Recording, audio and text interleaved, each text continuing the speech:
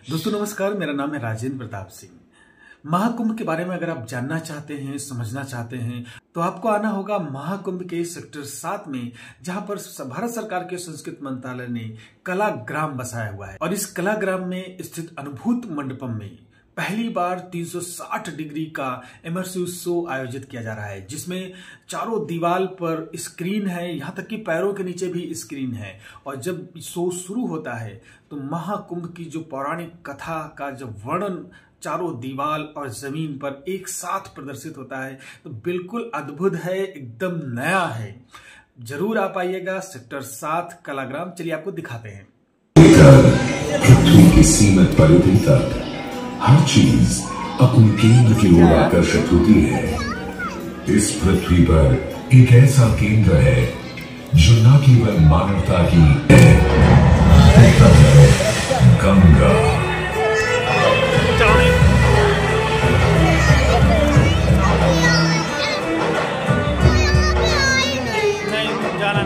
किंतु गंगा क्यों? क्योंकि गंगा कोई नदी नहीं है, आस्था की अविरल तरल धारा है गंगा। विश्वासों की वाहिनी, संस्कृतियों की सरिता है गंगा। और इस स्थान पर, इस प्रयागों के राज में श्वेत रंगा गंगा का संगम होता है अपनी दो नदियों श्यामल वर्ण यमुना और अदृश्य सरस्वती से। और इस त्रिवेणी संगम के कारण ही यह जगह इतनी महत्वपूर्ण हो जाती है। गंगा के उद्गम के बारे में जो पौराणिक कथा प्रचलित है, वो बड़ी ही रोचक और मनमोहक है। तो आइए, क्यों न आज हम आपको गंगा अवतरण की कहानी सुनाएं, दिखाएं। गाने का राजा बलि पर करता था दम, पूरी पृथ्वी पर फैला था उसका ही आतंक। उसके आतंक को रोकने विष्णु ने धरा एक रूप, 52 अंगुल का बौना बनकर पहुंचे जहां था भूत।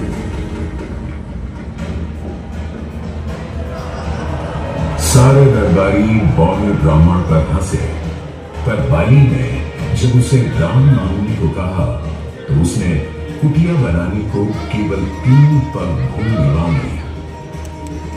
पर जब बौने ब्राह्मण ने भूमि नापनी शुरू की तो जैसे भूचाल दिया गया।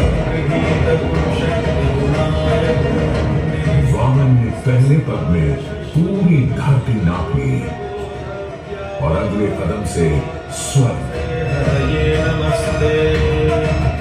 ब्रह्मा जी ने भगवान विष्णु के चरण धोकर उस जल को अपने कमंडल में भर लिया।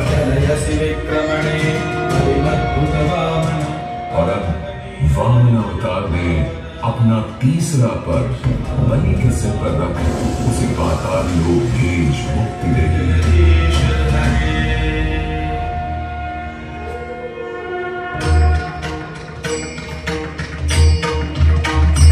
अब स्वर्ग लोक में भगवान ब्रह्मा जी ने जब चरणामृत में हाथ डाला तो वहीं से निकल आई चंचल निर्मल धवल गंगा जी। पवित्र तीनों चंचला, आज से तू मेरी पुत्री और नाम तेरा गंगा।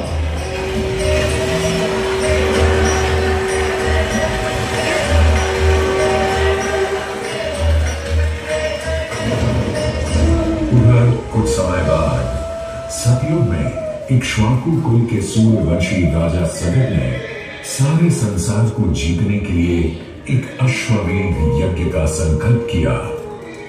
सुने सुने सुने, सब सुने, यह चिन्ह पूजित धवल अश्व जहां भी जाएगा वो भूमि राजा सगर की मानी जाएगी। यदि किसी ने इस अश्व को रोका या पकड़ा तो उसे सगर के 60,001 पुत्रों और उनकी लक्षाधिक सेना का सामना करना पड़ेगा।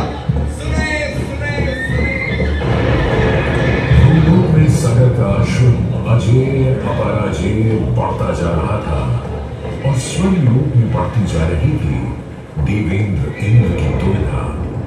डरकर वो अश्व को रोकने की युक्ति लगाने लगे। इंद्र ने राजा सगर के उस घोड़े को चुरा लिया और छल से महर्षि कपिल के आश्रम में बांध दिया। घोड़े को खोजते हुए राजा सगर के 60,000 पुत्र महर्षि कपिल के आश्रम में पहुंचे। वहां घोड़े को बंधा हुआ देख क्रोधित पुत्रों ने कपिल मुनि को घोड़ा चोर समझा और उन्हें अपशब्द कहने लगे।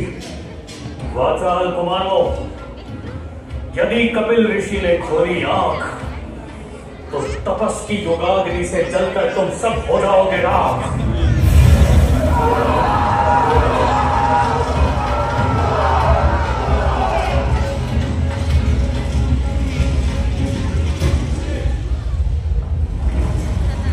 उधर सगर थे चिंतित। न अश्व का पता था, न पुत्रों का कोई समाचार। पिता का दुख देख पुत्र अंशुमन चल पड़े खोज पर। जब महर्षि कपिल के आश्रम पहुंचे तो देखा अश्व को और साथ ही अपने 60,000 भाइयों की भस्म को। महर्षि से की क्षमा याचना और पूछा तर्पण का उपाय। तुम्हारे भाई थे घमंडी, अविवेकी और अभिमानी। भस्म कर दिया उन्हें मैंने, जो उन्होंने मेरी नहीं मानी। गंगाजल, केवल गंगाजल ही दे सकता है मुक्ति उन्हें, जो भस्म हुए तुम्हारे परिजन। अंशुमन को अपने भाइयों के तर्पण के लिए गंगा को लाने का बहुत मन था, किंतु किसी को राजधर्म भी तो निभाना था और राज भी चलाना था। देखते देखते 7 पीढ़ियां गुजर गईं, पर 7 पीढ़ियों के बाद समय आने पर राजकुमार भगीरथ ने राजा बनने से साफ मना कर दिया।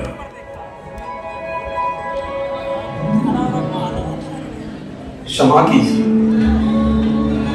क्या ये आवश्यक है कि राजा का बेटा ही राजा बने? मैं पहले तपस्या और फिर ब्रह्मा से गंगा को मांग कर पृथ्वी पर ले आऊं और फिर उनके पावन पवित्र जल से अपने 60,000 पूर्वजों का तर्पण करूं।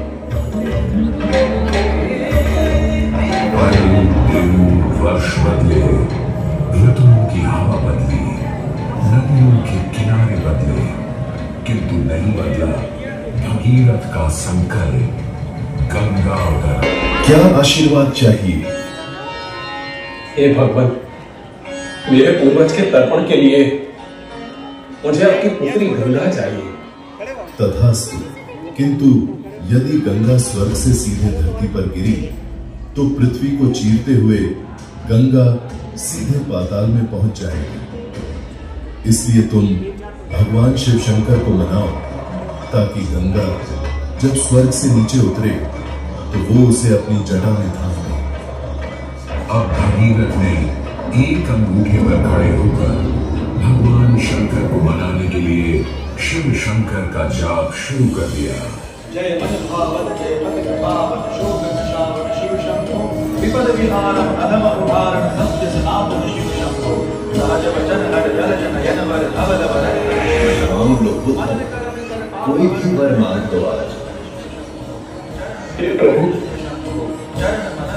जब गंगा स्वर्ग से धरती पर गिरे तब आप बीच में उन्हें अपनी जटाओं में साध लें, नहीं तो पूरी पृथ्वी नष्ट हो जाएगी।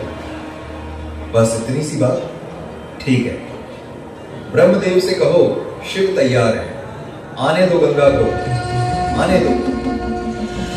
जय शिव शंकर जय करुणाकर जय जय जय करतार हरे जय कैलाशी जय अविनाशी सुख राशि सुख साधन हरे जय शशि शेखर जय मरुधर जय जय जय नारायण हरे जय त्रिपुरारी जय बुधवारी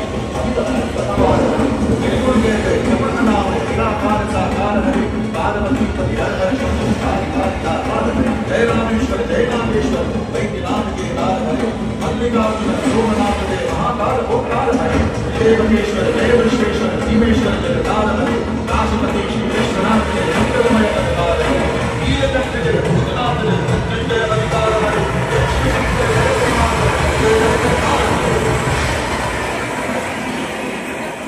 और यूं गंगा ने भागीरथ के साथ गंगा सागर जाकर सगर के पुत्रों का उद्धार किया।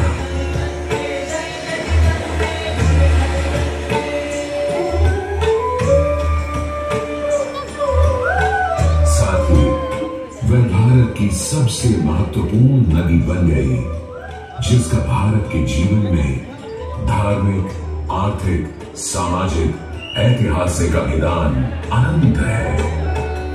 हे मां गंगे, हे जगदम्बे, हे मां गंगे। मोक्षदायिनी गंगा का यमुना और सरस्वती के साथ त्रिवेणी संगम मोक्ष का संगम है।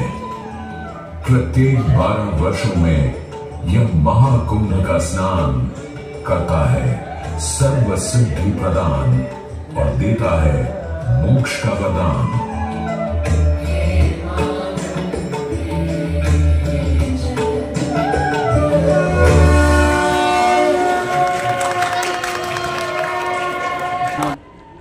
इसमें जो 360 डिग्री का हमने जो ये सेटअप तैयार किया है पूरा, इस पे हमने एक इमर्सिव जोन बनाया जिसमें गंगा अवतरण आपको पूरा देखने को मिलेगा एक शॉर्ट मूवी की से।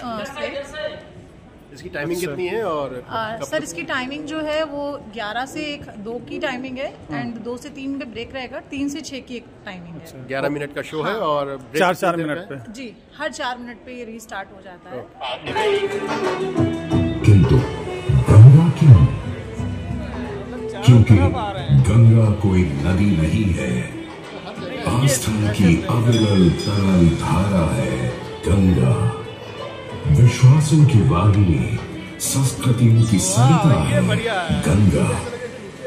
और इस स्थान पर इस प्रयागों के राज में श्वेत गंगा का संगम होता है अपनी 2 बहनों श्यामल वर्ण यमुना और अदृश्य सरस्वती से।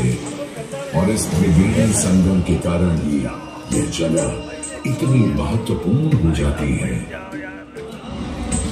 गंगा के उद्गम के बारे में